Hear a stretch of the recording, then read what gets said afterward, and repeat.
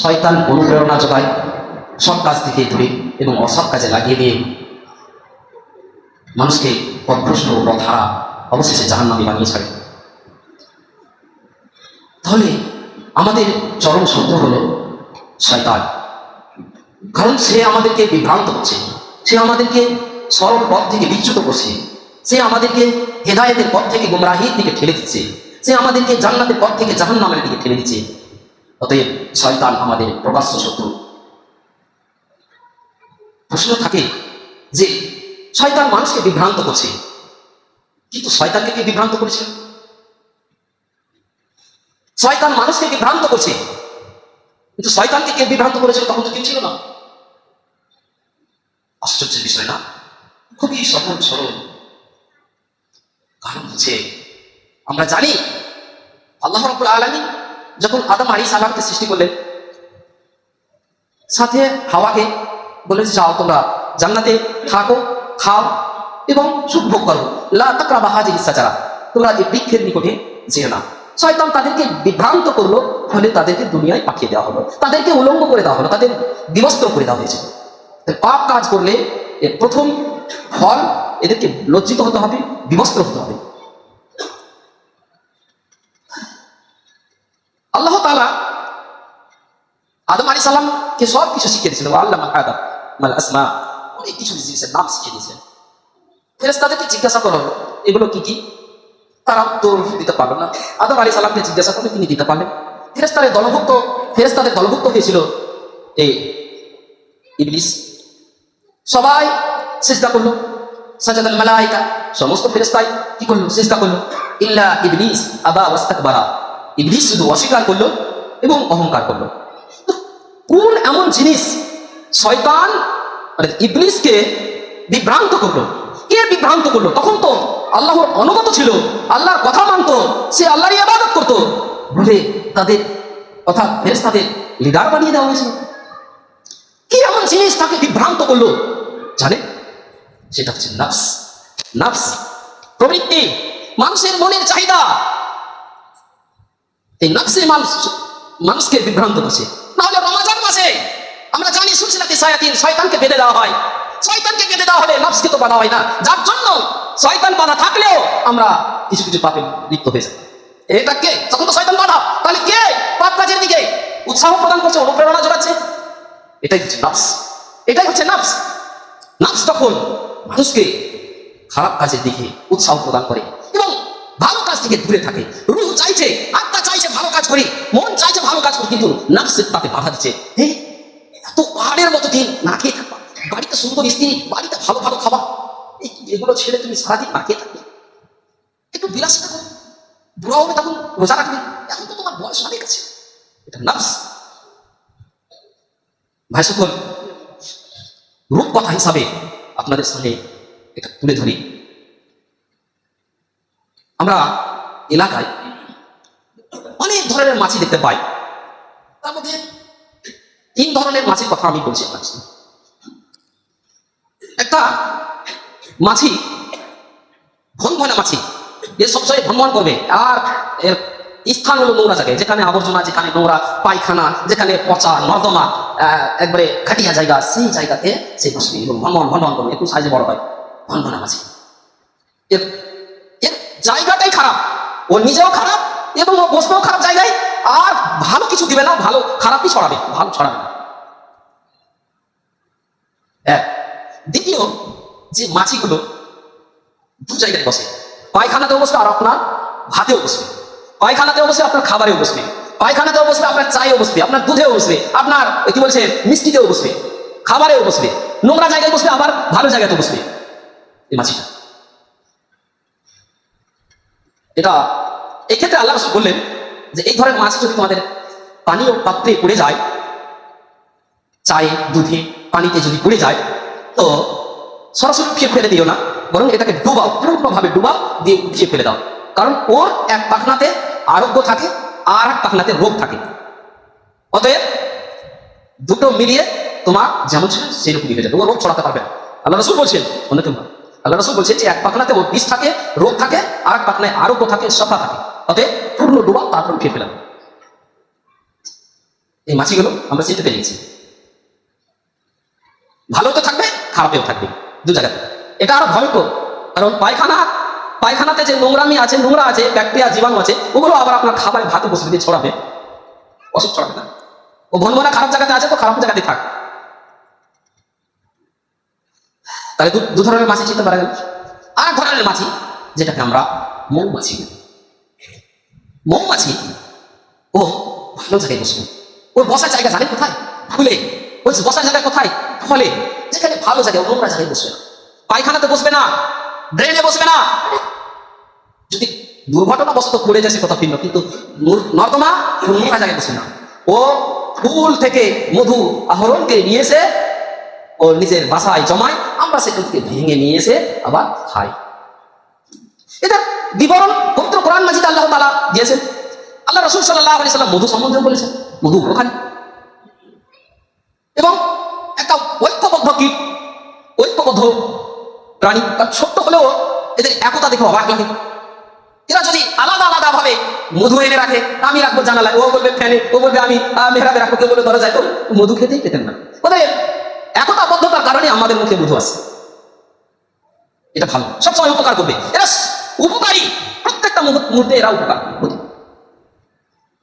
আবার এদের যদি কেউ আক্রমণ করতে চায়, ওদের ক্ষতি করতে চায়, ওদের ছেড়েও দিবে না, কারণ এমনি পাওয়ারফুল একটা ঐক্যবদ্ধ প্রাণীর কাছে সবাই হার মানে। বাড়ি যেতে যেতে একদিন সমাজপুরে বড় একটা বাছুরকে 8 থেকে 10টা কুকুর মিলে চিড়াচিড়ি করছে, দেখছি সমাজপুরে, মানে বেনিগ্রাম যেতে ডান দিকে।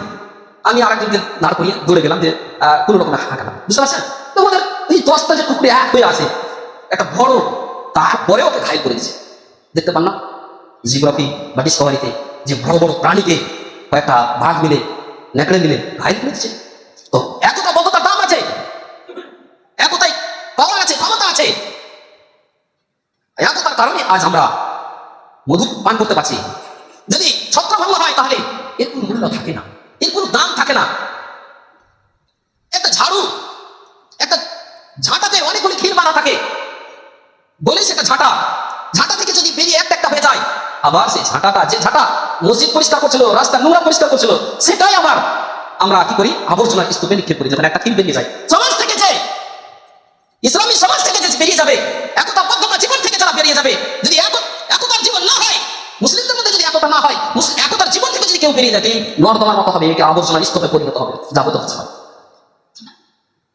ভাই সকল, তো এই মধু মাছি, মৌমাছি প্রত্যেকটা মুহূর্তে উপকারী হয়ে গেল।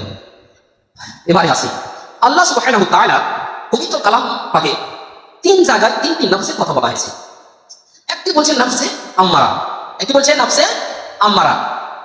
এই নফসে আম্মারা প্রত্যেকটা মুহূর্তে খারাপ দিকে, মন্দ প্রবণ, সবসময় মন্দ চাইবে, সবসময় চাইবে তার ক্ষতি করি, সবসময় চাইবে জুয়া খেলি, সবসময় চাইবে সুদ খাই, মদ খাই, জুয়া খেলি, সবসময় চাইবে নোংরা জায়গায় এর উঠা বসান, নোংরা জায়গায় হবে খাওয়া দাওয়া, এর সব কিছু রহন সহন, চলাফেরা, কথাবার্তা, প্রত্যেকটা কাজের নোংরা হবে, ভালো কিছু পাওয়া যাবে না। ঠিক ওই ভনভনাবাসী হবে, খারাপ জায়গা থাকবে, এ বললেও মনে হচ্ছে বিষাক্ত, খারাপ। সকাল সকাল একজন ব্যক্তি ফোন করেছে যে বন্ধুর স্ত্রী বলছে যে আমার প্রতিবেশীর সাথে বন্ধুত্ব হচ্ছে, 3 মাস 4 মাস পর ভেঙে যাচ্ছে, কি করা যায়? তুমি নরম হও, দান করতে শেখো, উদার হও, বন্ধু টিকাতে গেলে উদার হতে হবে, বিনয়ী হতে হবে, ভাষা নম্র হতে হবে। এই কর্কশ ভাষীকে আল্লাহ তাআলা পছন্দ করে না। আল্লাহ তাআলা বলছেন, ফাবিমা রাহমাতিন মিনাল্লাহি লিনতা লাহুম ওয়া লাউ কুনতা ফাজ্জান গালিযাল কলব লানফাযু মিন হাওলিক। সূরা আলী ইমরান 159 নম্বর আয়াত। যদি আল্লাহর রহমতে, হে নবী তোমাকে রহমত করা হয়েছে তাদের জন্য, যদি তুমি কঠোর হৃদয়ের হতে, রুক্ষ মিজাজের হতে, কড়া মিজাজের হতে, লানফাযু মিন হাওলিক, লোকেরা তোমার কাছ থেকে দূরে সরে যেত। কড়া মিজাজ যারা, মিজাজি মানুষ, বদমিজাজি, এদেরকে সামনে একটু হুজুর করলেও এরা একবারে আলাদা হয়ে যাওয়ার পরে বলবে লোকটা খুব বাজে, ভালোবাসবে না। তো আমাদের এই ধরনের জিনিস থেকে বেঁচে থাকতে হবে। ইল্লা মা রাহিমা রাব্বি, ইউসুফ আলাইহিস সালাম বলছে যদি আমার রব আমাকে রহম করে তো ভিন্ন কথা, কিন্তু নফস সবসময় মন্দ প্রবণ, এই নফসে আমরা সবসময় খারাপ দিকে থাকলো। নফসে লাওয়ামা এ খারাপ কাজ করবে, খারাপ কাজ করতে করতে এ হোঁচট খাবে, দিয়ে ভাববে ইস কেন করলাম, ভুল হয়ে গেল, বড় হয়ে গেল, আপনার সাথে যদি দুটা কথা রেগে না বলতাম তো কি হয়ে যেত, এমন কি হতো, কি হয়ে যেত, বলে দিয়েছে কাউকে, কিন্তু এর নিজের নফসকে মোলাম্মাত করছে, নিজের নফসকে নিয়ে চিন্তা করছে যে কেন বলতে গেলি, কি দরকার ছিল, ওখানে না যেতাম তো লোকটার সাথে সম্পর্ক নষ্ট করতাম না, যে লোকটা নেই টাকা চাইলো দিয়ে দিতাম, কি দরকার ছিল টাকা, মানে নিজের নফসকে ও লান টান করবে, নিজের নফসকে অভিশাপ দিবে, খুব হবে। পাপ মানে শয়তানের প্ররোচনায় পড়ে গিয়ে পাপে লিপ্ত হবে, পাপ কাজ করে ফেলবে, আবার সে ফিরে আসবে, দিয়ে নিজের নাফসকে লান টান করবে। তারপরে ওই মাছিটার মতো কিছু ভালো থাকে খারাপ থাকে। তো এই নাফসটা চাইলে ভালো হয়ে যাবে, এটা ভালো হয়ে যেতে পারে, ভালো হওয়ার সম্ভাবনা আছে। তৃতীয় নাম্বার যেটা আল্লাহ সুবহানাহু ওয়া তাআলা বলেছেন, এটাকে নফসে মুতমাইন্না বলছে। মৌমাছির উদাহরণ দিয়েছেন না, ঠিক নফসে মুতমাইন্না মৌমাছির মতো হবে।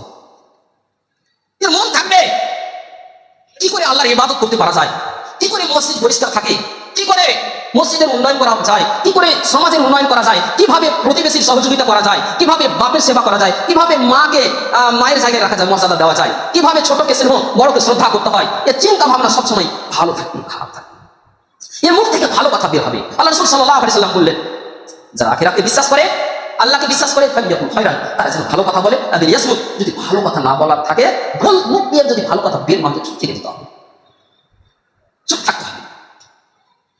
তো প্রত্যেকটা মুহূর্তে এদের চিন্তা ভাবনা ভালো, এদের উঠা বসা ভালো জায়গায়, এরা যেখানে কোরআন হাদিসের আলোচনা হবে সেখানে উপস্থিত হবে। এরা গান বাজনা নভেল নাটক ইত্যাদি ওই গলি খেলা আর বিয়ে বাড়ির যে আবল তাবল ঢোল তাবলার পিছনে ছুটবে এমনটা না, এদের ভালো জায়গাতে, বরং সেই জায়গাগুলোকে এরা ঘৃণা করবে। আল্লাহ সুবহানাহু ওয়া তাআলা এদের কথা বলছে, ইয়া আইয়াতুহান নাফসুল মুতমাইন্না, হে নফসে মুতমাইন্না, ইরজিই, চলে এসো, দুনিয়া পার হয়ে গেছে, চলে এসো, চলে এসো, ফিরে এসো, ইরজিই ইলা রাব্বিকা রাদিয়াতান মারজিয়া, ফিরে এসো তোমার প্রতিপালকের দিকে, তোমার রবের দিকে খুশি হয়ে। ফাদখুলি ফি ইবাদি,